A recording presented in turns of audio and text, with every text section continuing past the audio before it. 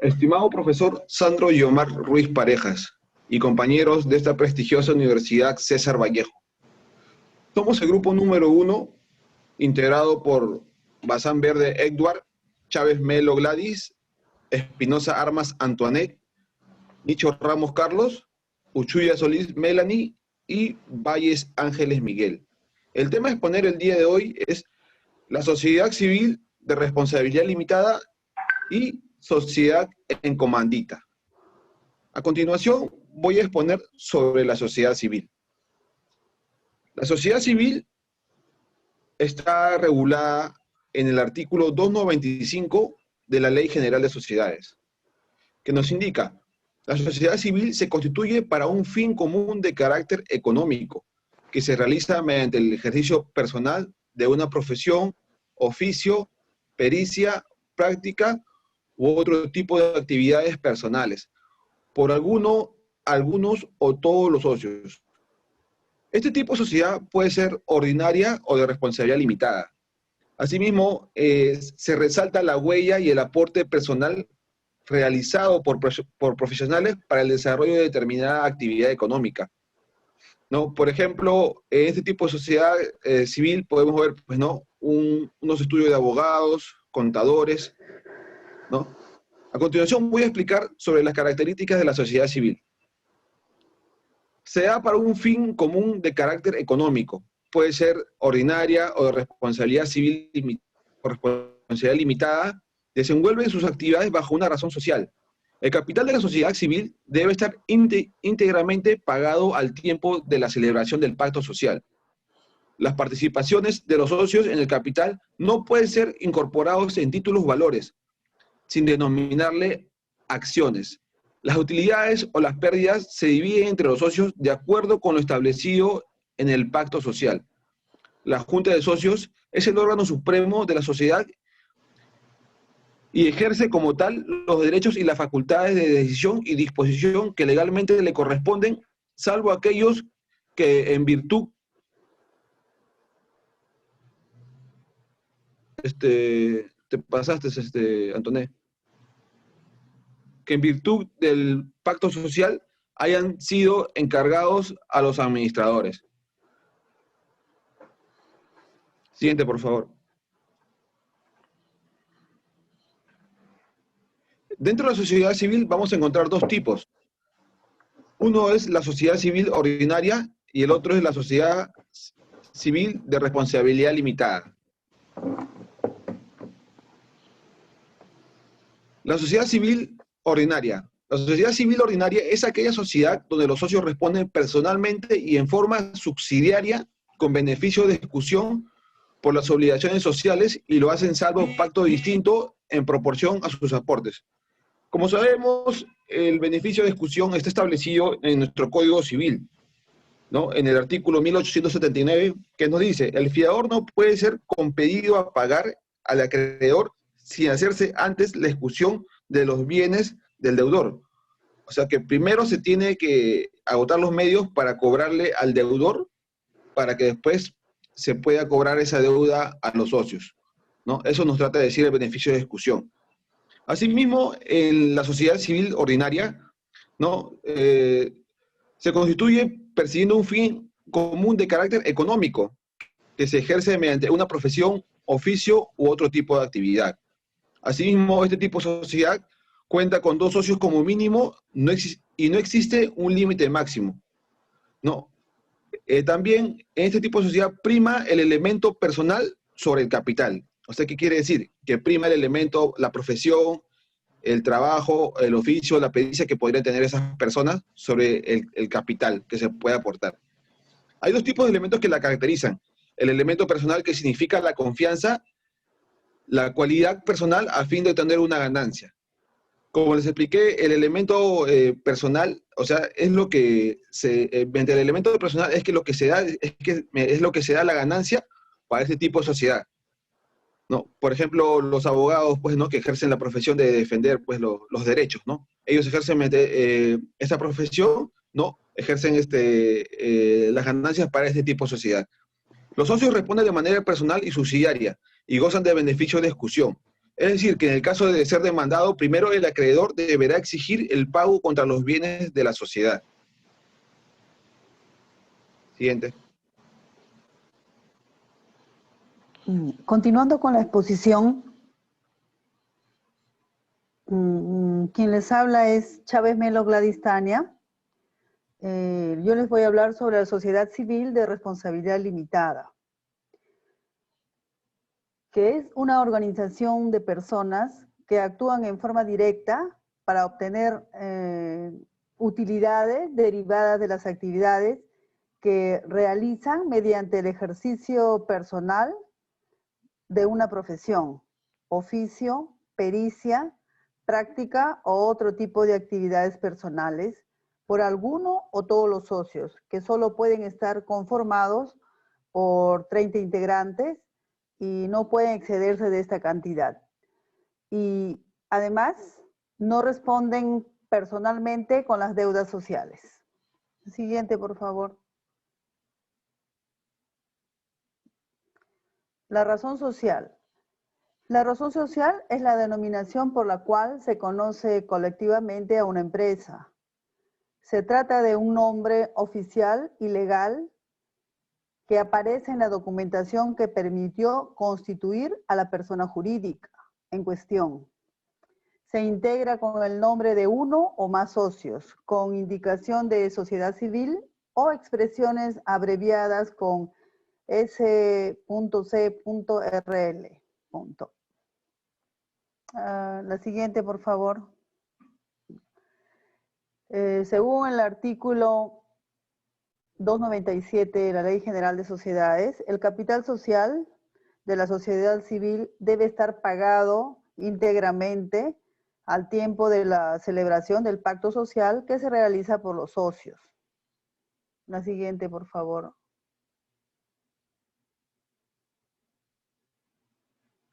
En cuanto a las participaciones y transferencias, nos dice que las transferencias y de participaciones o la sustitución en el desempeño de una profesión o del oficio que le corresponda desarrollar de acuerdo al objeto social de una sociedad civil, se inscribirá en virtud de la escritura pública, en la cual se requiere la manifestación de consentimiento de los demás socios, mediante escritura pública o documentos con firmas notarialmente legalizadas.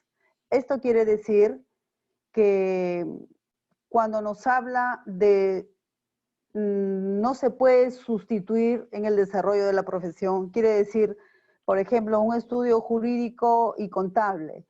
El abogado no puede pasarse por un contador y viceversa. Eso no lo contempla y está prohibido. La siguiente, por favor. En cuanto a la administración, la Ley General de Sociedades, en el artículo 299, nos dice tajantemente y literalmente que la administración de la sociedad se rige bajo el pacto social.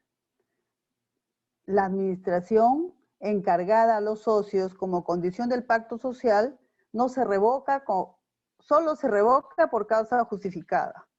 Y la otra sería la administración que se le confiere a uno o varios socios sin condición puede ser revocada en cualquier momento. Lo otro, el socio administrador debe ceñirse de las funciones que le competen como administrador. No puede contraer obligaciones distintas que no contienen el objeto social, con el nombre de la sociedad. El administrador debe rendir cuenta de sus funciones en periodos señalados por los socios. Eso es en cuanto a la sociedad de responsabilidad limitada. A continuación, mi compañera Melanie. Buenas noches, profesor y compañeros. Yo les voy a hablar sobre las utilidades y pérdidas de la sociedad civil. En el artículo 300 de la nueva Ley General de Sociedades, nos dice que la sociedad civil se va a crear con el fin de obtener un lucro. Es por ello que las utilidades se van a repartir entre los socios, y si no estuviera estipulado en el pacto social, se realizará en proporción a sus aportes. Y en este último caso, y salvo estipulación diferente, corresponde al socio que solo pone su profesión un porcentaje igual al valor promedio de los aportes de los socios capitalistas. Aunque el comerciante colectivo pasa a ser un individuo independiente de cada uno de sus miembros integrantes, cada uno de ellos va a perseguir un fin propio, y es precisamente obtener un lucro, una ganancia, ¿no? Y es que esta ganancia esté más o menos garantizada. No obstante, siempre sabemos que va a haber un riesgo muy latente al momento de constituirla, ya que no siempre va a haber utilidades, ¿no? Algunas veces van a haber pérdidas. Y entonces, en el reparto de utilidades y pérdidas, van a repartirse en igual que las pérdidas, las utilidades entre los socios. Siguiente. La Junta de Socios de la Sociedad Civil se encuentra regulada en el artículo 301 de la Ley General de Sociedades.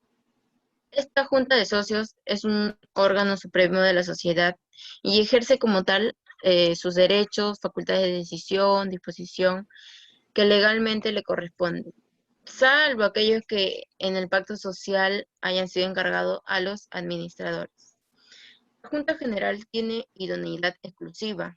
Esto significa que no puede ser delegables a los administradores, salvo casos excepcionales. Habitualmente las juntas se reúnen una vez al año y en esta reunión aprueban las cuentas. Para esto se tiene un plazo máximo legal de 6 meses, los cuales se cuentan desde la fecha de cierre de ejercicio social.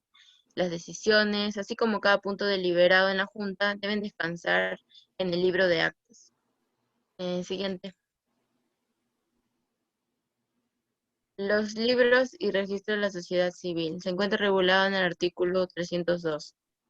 Las sociedades civiles deberán llevar a cabo las actas y registros contables que establece la ley para las sociedades mercantiles. También sabemos que mediante resolución de la superintendencia SUNAT y sus modificatorias establecieron disposiciones para que los contribuyentes puedan implementar el llevado de sus libros y registros vinculados a asuntos tributarios de manera electrónica. Esto ha sido muy beneficioso, ya que va a ayudar al medio ambiente, ya que al no usar papel estamos protegiéndolo. Y además es un sistema alternativo que va a facilitar el cumplimiento llevado de libros contables y se va a lograr la competitividad de las empresas, y como eliminar gastos como el de la legalización, impresión, almacenamiento y seguridad que representa actualmente el llevado de libros o registros contables y tributarios de manera física. Siguiente. La disolución de la sociedad civil. El artículo 407 de la nueva Ley General de Sociedades regula las causales que inciden en toda clase de sociedades. En el inciso 1 tenemos el vencimiento del plazo de duración. La conclusión del plazo de duración de la sociedad como causa de disolución opera de pleno derecho y no requiere de inscripción en los registros públicos, toda vez que el acto de constitución o el acuerdo posterior de socios estableció la vigencia de la sociedad. Y al encontrarse registralmente inscrito, existe publicidad requerida frente a terceros. El inciso 2 nos dice la conclusión del objeto social, la imposibilidad manifiesta de realizarlo o su no realización durante un periodo prolongado.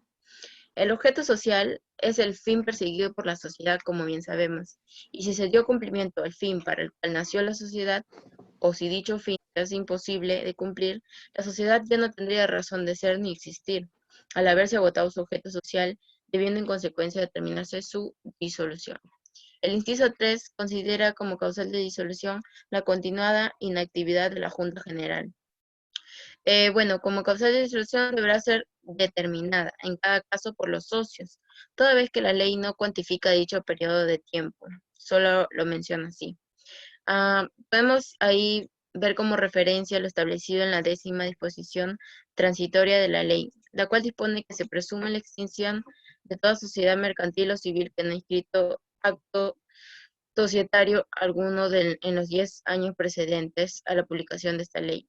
El registro cancelará la inscripción, etc.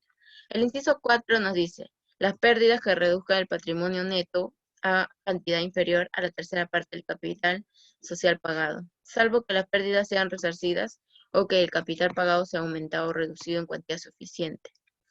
En el inciso 5, considera que la sociedad se disuelve por acuerdo de la Junta de Acreedores, adoptado de conformidad con la ley en materia o quiebra. Si bien es cierto, por medio de este procedimiento la Junta de Acreedores acuerda la disolución de una sociedad, el procedimiento para la liquidación y extinción de la misma se regula exclusivamente por la ley. En tal sentido, podemos afirmar que coexisten en nuestra legislación dos procedimientos alternativos de liquidación de sociedades, uno regulado por la Ley General de Sociedades y otro por la Ley de Reestructuración Patrimonial. En el inciso 6 tenemos la falta de pluralidad de socios si en el término de 6 meses dicha pluralidad no es reconstituida. Como bien sabemos, para constituir una sociedad se necesita mínimo a 2 socios, ya sea persona natural o jurídica. Y si se desaparece esta pluralidad de socios, estamos frente a una causa de disolución. Sin embargo, esta causal puede revertirse si dentro de los 6 meses siguientes al hecho que la produjo, se reconstituye el número plural de socios. En el inciso 7, la resolución de la Corte Suprema de Justicia de la República de conformidad con lo dispuesto en el artículo 410.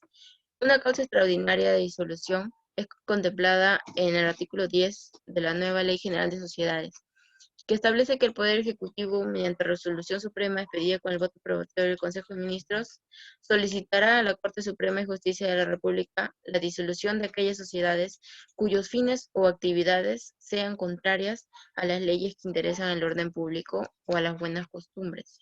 En el inciso 8, establece la facultad de la Junta General para acordar la disolución de la sociedad, sin que medie causa legal o estatutaria. Mediante esta disposición se reconoce el principio de la autonomía de la voluntad de las partes, por el cual los socios tienen la facultad de regular sus derechos mediante libre acuerdo de voluntades. Teniendo en cuenta que este acuerdo importa la modificación del estatuto del pacto social, se deberían considerar las formalidades y mayorías completadas por la ley por este efecto. En el inciso 9 y último, establece que las sociedades se pueden disolver por cualquier causa establecida en la ley o prevista en el pacto social, el estatuto o convenio de socios registrado ante la sociedad. Bueno, esto dice que la ley puede establecer causales de disolución distintas a las establecidas en la Ley General de Sociedades. Por ejemplo, podemos ver el caso de aquellas contenidas en la Ley de Bancos y en la Ley de Administradoras de Fondos de Pensiones. Siguiente. Liquidación de la sociedad civil. Una vez disuelta la sociedad, se da inicio al segundo paso, que es la liquidación.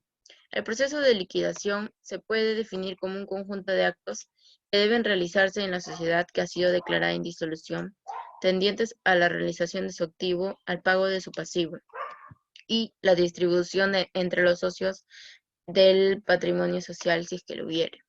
La sociedad disuelta conserva su personalidad jurídica mientras dura el proceso de liquidación y hasta que se inscriba la extinción de la sociedad en registros públicos, debiendo añadir su razón o denominación social la frase en liquidación.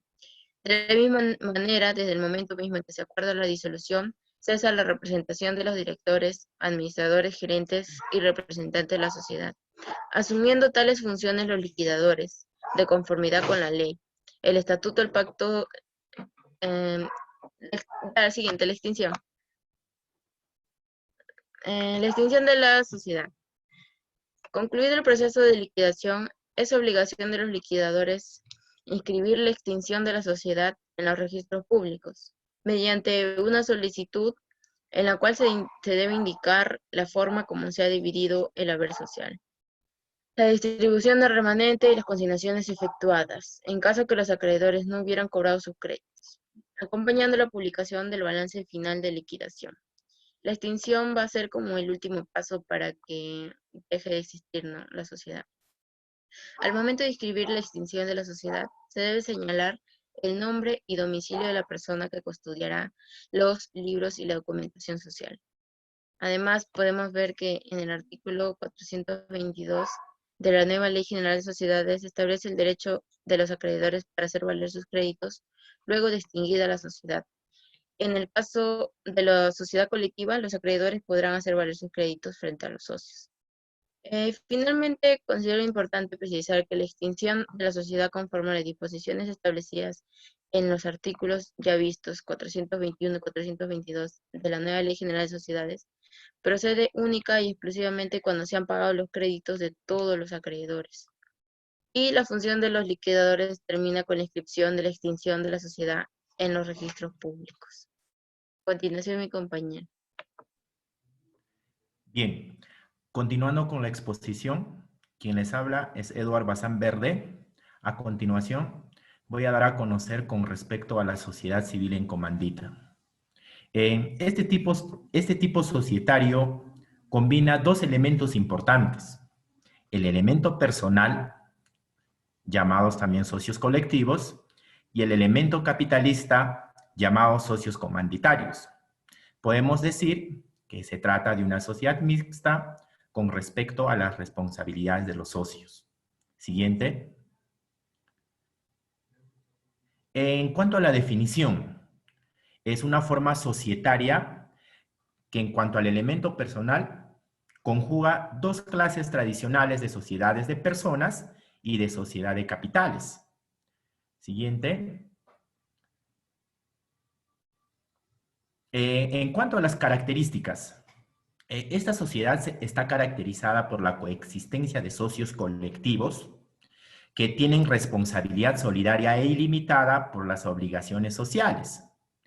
Y también por los socios comanditarios, cuya responsabilidad se limita al capital aportado o comprometido. El siguiente. De acuerdo al Código, a la Ley General de Sociedades, en los artículos 278 al 282, habla expresamente de dos tipos de sociedades en comandita. Estas pueden ser sociedad en comandita simple o por acciones. Siguiente, en cuanto a la sociedad en comandita por simple, siguiente por favor. Podemos decir que es una sociedad personalista constituido por socios colectivos que aportan capital y trabajo y responden subsidiaria, personal y solidariamente de las deudas sociales. También podemos decir que este tipo de sociedad establecen sus reglas propias. Estas son: el pacto social debe señalar el monto del capital y la forma en que se encuentra dividido. Las participaciones en el capital no pueden estar representadas por acciones ni por cualquier otro tipo o por cualquier otro título negociable. Los aportes de los socios comanditarios solo pueden consistir en bienes en especie o en dinero, ¿no? También establece que los socios comanditarios no participan en la administración, dice, pero salvo pacto en contrario. En cuanto a la cesión de la participación, nos da a conocer claramente aspectos importantes con respecto a la cesión de participación del socio colectivo. ¿Qué nos dice? Para llevar a cabo se requiere un acuerdo unánime de los socios colectivos, es decir, que expresen una unidad, una conformidad o un mismo parecer, ¿no? Y mayoría absoluta de los comanditarios. Nos quiere decir mayoría absoluta, más de la mitad, ¿no? De acuerdo a los votos a las personas presentes, ¿no? En este caso, a los socios colectivos. En este caso, a los socios comanditarios, disculpen. En cuanto a la cesión de la participación del socio comanditario, es necesario el acuerdo de la mayoría absoluta, tanto de las personas de los socios colectivos y también de los comanditarios, ¿no? Esto es con respecto a las reglas de la sociedad comandita simple.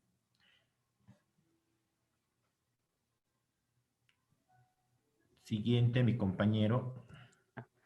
Siguiendo con la exposición, soy Miguel Valles y les hablaré sobre la sociedad en comandita por acciones. La sociedad en comandita por acciones se compone de uno o varios socios comanditados que responden de manera subsidiaria, ilimitada y solidariamente de las obligaciones sociales, y socios comanditarios que únicamente están obligados al pago de sus acciones. Eso quiere decir que la sociedad en comandita por acciones es una sociedad cuyo capital social está dividido en acciones, que se formará por las aportaciones de los socios, uno de los cuales al menos se encargará de la administración de la sociedad y responderá personalmente de las deudas sociales como socio colectivo, mientras que los socios comanditarios no tendrán esa responsabilidad. Se dividen en dos socios. Uno, socios comanditados y socios comanditarios. La primera son los gestores o socios colectivos. Tienen con exclusividad la administración de la sociedad, así como su representación legal. Puede o no aportar capital a la sociedad, mientras que el segundo aportan el capital, no participan en la administración ni tienen la representación legal de la misma.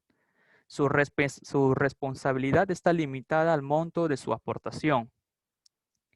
También tenemos la razón social. La razón social se forma con el nombre de uno de los socios comanditados o con los apellidos de dos o más de ellos, agregando la palabra sociedad en comandita por acciones, como por ejemplo, Sociedad Rojas, SCA.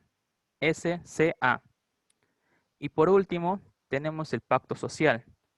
De acuerdo al artículo 280 de la nueva Ley General de Sociedades, el pacto social debe contener las reglas particulares a la respectiva forma de sociedad en comandita que se adopte y además puede incluir los mecanismos, procedimientos y reglas, así como otros pactos lícitos que a juicio de las contratantes sean necesarios o convenientes para la organización y funcionamiento de la sociedad, siempre que no colisionen con los aspectos sustantivos de la respectiva forma de sociedad en comandita.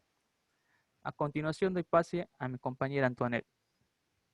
Ya, continuando con la exposición, soy la alumna Antoinette Espinosa Armas. A mí me toca hablar sobre la resolución del Tribunal Registral.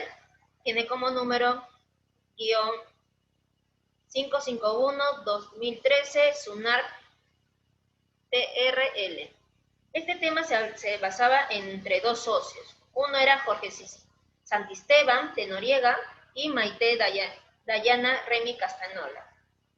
Ellos eran socios en una sociedad de abogados donde el nombre era Santisteban de Noriega y Asociados, Abogados Consultores, Sociedad Civil de Responsabilidad Limitada. Todo el problema comenzó cuando el señor Santisteban falleció el 18 de abril del 2012.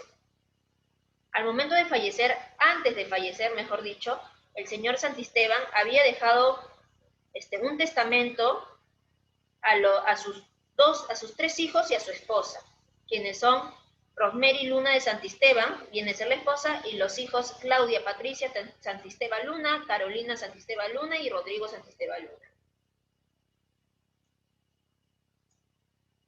Esto lo vio la registradora pública del Registro de Sociedades de Lima, donde todo empezó por motivo de que la señorita Maite Dayane Remy Castanola dice no haber recibido nunca las cartas notariales que decían los tres hijos con la esposa que le habían enviado. Entonces, para poder, según la registradora, para poder que se haga la respectiva transferencia de participaciones, tiene que estar el consentimiento de la socia, de la otra socia. Y lo que decía la registradora es que al haber fallecido el señor el 18 de abril del 2012 y que recién se presente el 24 de junio del 2013, han transcurrido más de 6 meses, entonces estuviese concurriendo con la causal de pérdida de pluralidad. En ese caso se disuelve por pérdida de pluralidad. Como ya mencionó mi compañera Melanie, que se encuentra en el artículo anteriormente mencionado.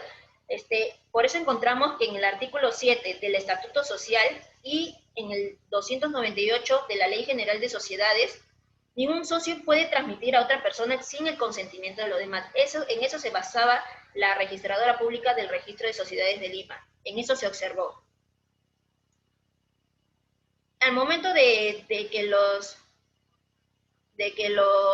herederos, que vienen a ser la esposa y los 3 hijos, fundamentaban de que ellos sí habían enviado las cartas notariales a la señorita Maite, pero ella nunca, en ninguna de las 3 oportunidades, dio su respuesta. Ella podía dar su respuesta de forma negativa o positiva, pero nunca dio su respuesta. Lo que solicitan los hijos y la esposa es que la inscripción de las transferencias por sucesión testamentaria de las participaciones. Y también que esta sociedad no puede haber incurrido en disolución por falta de pluralidad de socios, ya que por ley general encontramos que en el artículo 290 de la Ley General de Sociedades nos habla sobre la adquisición de alguna participación social por sucesión hereditaria, confiere al heredero o legatario la condición de socio. Sin embargo, el estatuto puede establecer que los otros socios tengan derecho a adquirir, dentro del plazo de aquel determine las participaciones sociales del socio fallecido, según un mecanismo de valorización que a dicha estipulación señale. Ya si fueran varios socios que quisieran adquirir estas participaciones, se distribuirán entre todas a prorrata de sus respectivas participaciones sociales, pero en este caso solamente eran 2 socios. Y también encontramos en el artículo 107 del Reglamento de Registros de Sociedades, que la transferencia de participaciones por fallecimiento del titular se inscribirá a favor de los herederos en copropiedad, ya que ya había un testamento, sucesión testamentaria. Entonces, si por ese motivo el registro, el Tribunal de Registral pidió revocar dicha observación por la registradora pública del Registro de Sociedades de Lima, y que se pueda inscribir los herederos con la esposa. Entonces, llegando a la conclusión, podemos encontrar ante todo lo que hemos expuesto que la sociedad civil tiene un fin económico, el cual es producido por las personas que la conforman mediante su profesión, práctica, oficio u otro tipo de actividades personales. Se caracteriza por dar mayores servicios personalísimos que aporte. También encontramos otra conclusión, que es la sociedad civil ordinaria cuenta con 2 socios como mínimo y no existe un límite máximo. Asimismo, los socios responden de manera personal y subsidiaria, siendo su finalidad la prestación de servicios personales, como ya mis compañeros han explicado sobre ese tema. Y también otra conclusión respecto a las sociedades de responsabilidad limitada, nos hablan que es de tipo capitalista.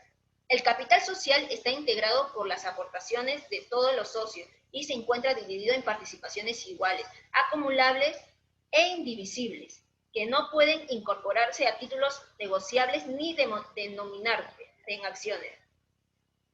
También encontramos otra conclusión que nos habla sobre la sociedad en comandita, que es una combinación de sociedad personal y una sociedad de capital. Algunos de sus socios, que vienen a ser socios colectivos, responden las obligaciones con todos sus bienes, incluso personales. Algunos otros socios comanditarios, que esto quiere decir que responden por la obligación de la sociedad solamente hasta el monto de su inversión no pagada.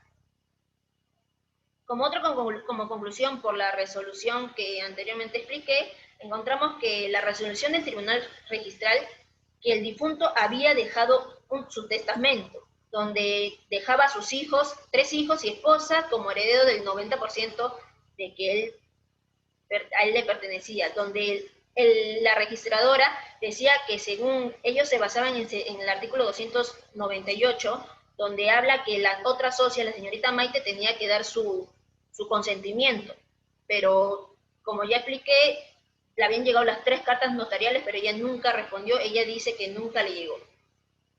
Entonces debemos recordar que si recibió las 3 cartas notariales, ella tenía la posibilidad de dar positivamente o de negarlo. Y finalmente, el Tribunal Registral declara revocar la observación formulada por la registradora del Registro de Sociedades de Lima y disponer su inscripción debidamente con los procesos indicados para este tema. Bueno, esto sería todo, profesor. Muchas gracias.